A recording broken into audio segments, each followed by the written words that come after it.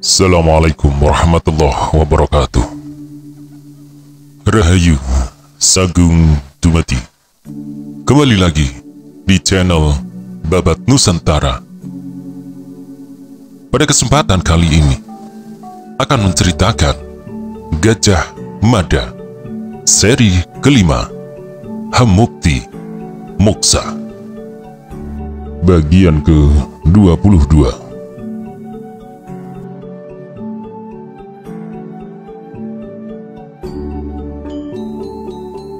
Malam yang sama, gundah yang menyengat itu dirasakan Nyai Dyah Menur.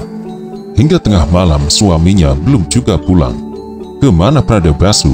Sikap Pradabasu yang aneh itu juga menyebabkan Kuda Swabaya bingung. Kuda Swabaya mengira ayahnya akan merasa bangga dengan kenaikan pangkatnya menjadi senopati. Dugaannya itu ternyata salah. Kuda Swabaya juga tidak habis mengerti mengapa ayahnya tidak merestui perjodohan yang ditawarkan Ibu Suri Dyahwiyat.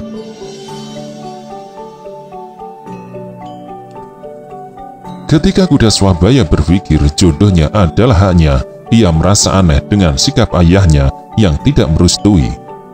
Mengapa? Pertanyaan di dasar hati Kuda Swabaya itu tak juga didapat jawabnya. Malam itu Kuda Swabaya memilih menginap di rumah. Kuda Swabaya tidak kembali ke bangsal kesatrian yang di sana akhirnya ia menjadi salah seorang pimpinan yang membawahi lebih dari 100 prajurit.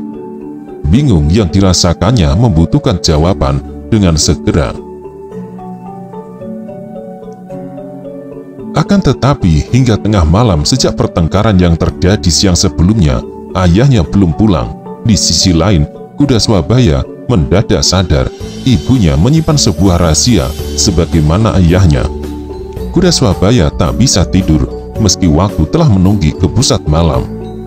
Hening malam menjadi pusat perhatiannya. Dari pepohonan di sebelah rumah terdengar suara cengeret yang saling sapa bersahutan.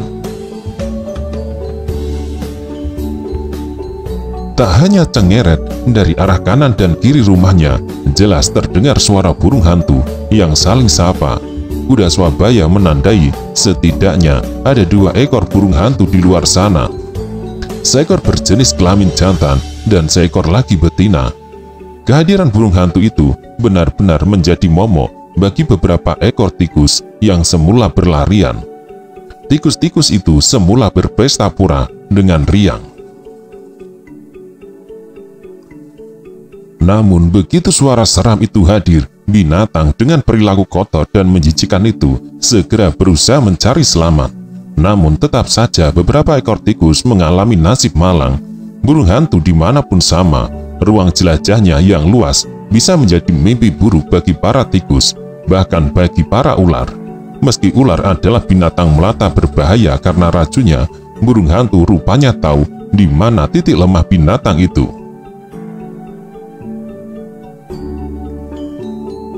Dari bilik ibunya kembali terdengar suara batu. Dia Pertiwi yang tidur di sebelah ibunya bergegas bangkit. Dengan lampu ubli, dia Pertiwi menuju dapur untuk mencari jeruk nipis dan kencur di wadah bumbu. Dengan bahan itu, Pertiwi membuat racikan obat yang diharapkan mampu membantu meredakan batu ibunya. "Apa yang kau buat itu?" tanya Dyah Menur. "Racikan kencur dan jeruk nipis," jawab Pertiwi. Rupanya, batu itu benar-benar mengganggu kesehatan Dyah Menur, sehingga untuk bangkit, ia harus dibantu anaknya. Racikan obat itu rupanya lumayan berkhasiat. Nafas Dyah Menur yang semula sesak jadi sedikit lega. "Ayahmu belum pulang?" tanya Dyah Menur serak. "Belum," jawab Pertiwi. "Barangkali tidur di pendopo," lanjut ibunya. Dyah Pertiwi menggeleng. "Tadi aku sudah keluar, ayah tidak ada."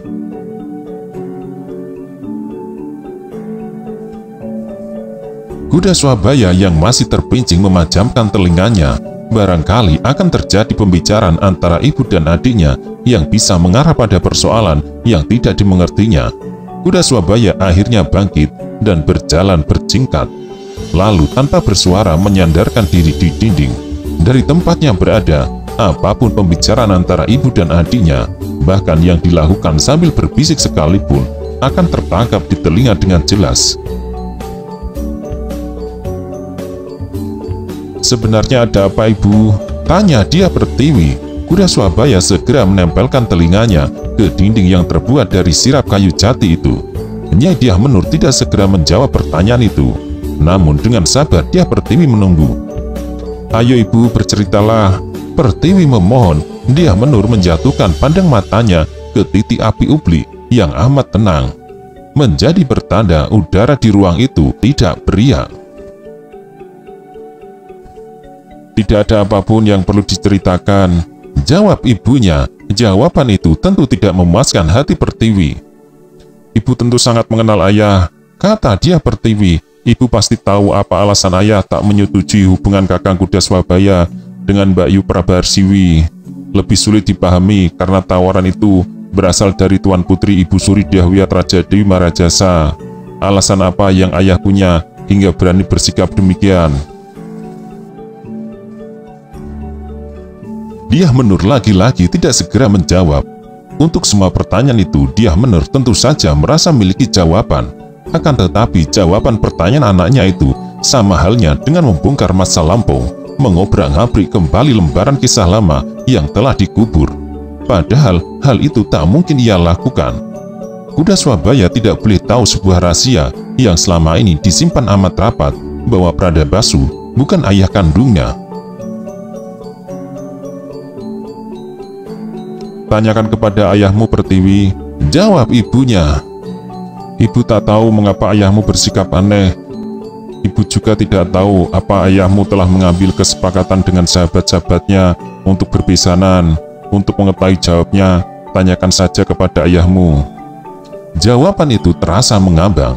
Dia Pertiwi merasa yakin ibunya tidak terbuka. Ada sesuatu yang disembunyikannya.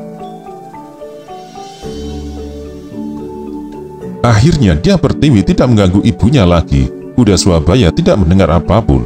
Bahkan beberapa saat kemudian terdengar tanda-tanda adiknya telah tidur. Sebuah dengkur halus menggetarkan udara.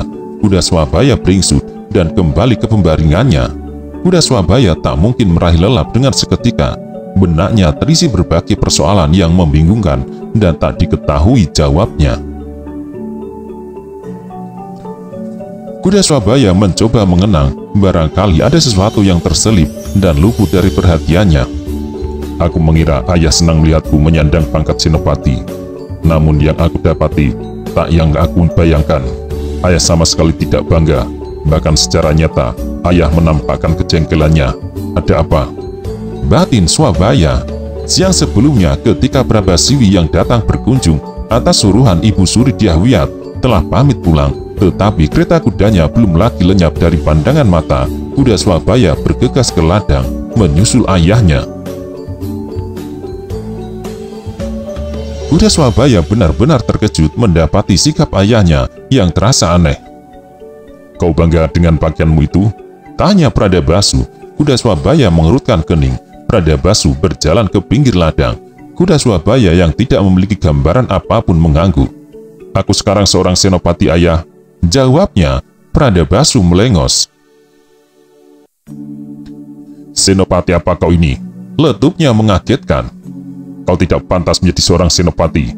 Jenjang dan kenaikan pangkat itu sejajar dengan pengabdian serta tanggung jawab. Pengabdian mana yang kau lakukan hingga kau dianggap layak menjadi seorang senopati? Kau memang seorang prajurit, tetapi kau pernah perang di mana? Sebagai ayahmu, aku mengikuti perkembangan pengabdianmu. Kau belum pernah terjun ke medan perang manapun, bahkan menjadi lurah prajurit pun. Aku menilai kau belum layak." Kuda Swabaya terkejut dan merasa tidak nyaman. "Jadi ayah tidak setuju?" tanya Kuda Swabaya dengan suara agak serak. "Kau seperti badut diberi pakaian yang bukan hakmu," jawab ayahnya. Dengan pandang yang mendadak merona aneh, Kuda Swabaya membalas tatapan mata ayahnya dengan tak kalah tajam. "Ada apa sebenarnya dengan ayah?" letupan sedikit kasar. "Alasan apa yang ayah punya untuk tidak setuju pada anugerah yang aku terima?" "Semua prajurit dari pangkat manapun mendambakan kenaikan pangkat. Aku juga. Tetapi setelah yang kuinginkan itu menjadi kenyataan, mengapa ayah menentang? Rupanya Pradabasu punya jawaban yang tegas. Aku pernah menjadi prajurit kuda Swabaya. Jawabnya tak kalah tegas. Aku pernah mengalami medan perang yang berdarah-darah. Yang kau alami itu tidak ada apa-apanya. Perang yang kau alami hanyalah perang di Gladi. Belum pernah kau rasakan perang yang sesungguhnya. Jadi bagaimana kau bisa merasa bangga dengan pakaian yang kau kenakan itu? Kalau aku jadi kamu, aku akan merasa malu. Terbungkam mulut kuda Swabaya, memperoleh luapan pendapat yang sama sekali tidak didukanya itu. Kuda Swabaya merasa tidak nyaman. Sebelumnya, pakaian Senopati itu sungguh terasa nyaman dan memberikan kebanggaan yang tiada habisnya. Kini pakaian itu terasa sempit dan menyebabkan ia mengalami kesulitan untuk bernafas. Kuda Swabaya memandang ayahnya lurus, dan untuk kesekian kalinya, rasa penasarannya terhadap sebuah hal kembali terusik. Ayahnya dulu seorang prajurit. Bukan sembarang prajurit, tetapi prajurit dari Kesatuan Khusus Bayangkara. Ketika ayahnya menyebut ia pernah berada dalam perang yang berdarah-darah, memang benar adanya. Pertanyaan yang selalu membuatnya penasaran adalah mengapa Pradabasu mengundurkan diri dan menempatkan diri di luar. Konon Pradabasu bersikap demikian sebagai bentuk ketidaksetujuannya terhadap sebuah masalah. Namun masalah apa itu tidak jelas sama sekali. Ceritakan siapa yang memberimu baju itu? Tanya Pradabasu. Pertanyaan itu terlalu menyakitkan. Oleh karena itu kuda Swabaya tidak segera menjawab. Pradabasu yang mengenal kuda Swabaya sejak bocah tahu mengapa kuda Swabaya tidak menjawab.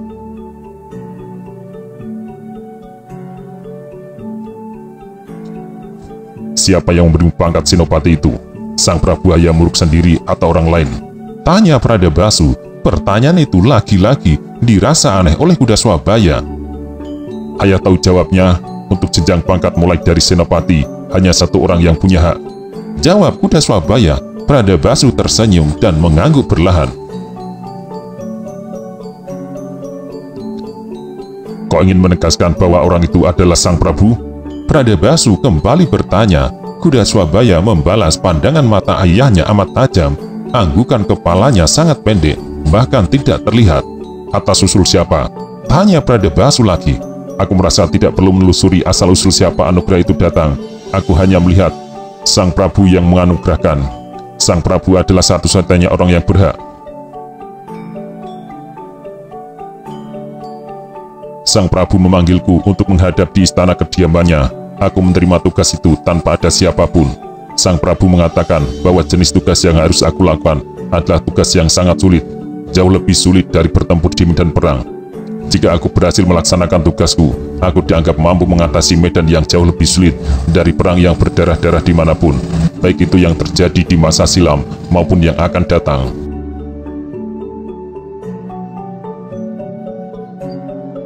Jawaban yang diberikan Senopati kuda Swabaya memberikan desir tajam yang menggerentaki punggung Pradabasu. Penyebutan medan berdarah-darah yang terjadi di masa lalu itu jelas sebuah sindiran yang ditujukan kepadanya. Namun Pradabasu mampu menelan urean anaknya dengan kepala dingin. Di sudut hatinya, Pradabasu bahkan merasa senang karena kuda Swabaya mampu memberikan cara pandang dan alasan yang menohok.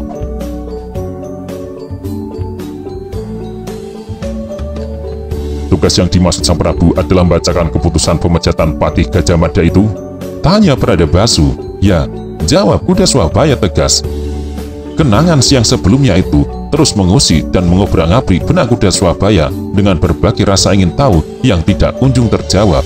Satu demi satu dipilah, semua keterangan yang telah terekam dalam benak dihubung-hubungkan dan dicari-cari benang merahnya. Ayah curiga seorang mengusulkan kepada Sri Baginda. Andai hal itu benar, agaknya ayah tidak berkenan. Siapa yang dimaksud?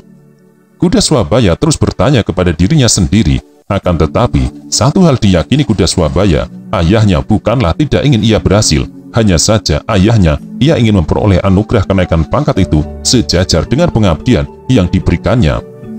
Sejajar dengan berapa bekas luka yang diperoleh dari medan pertempuran.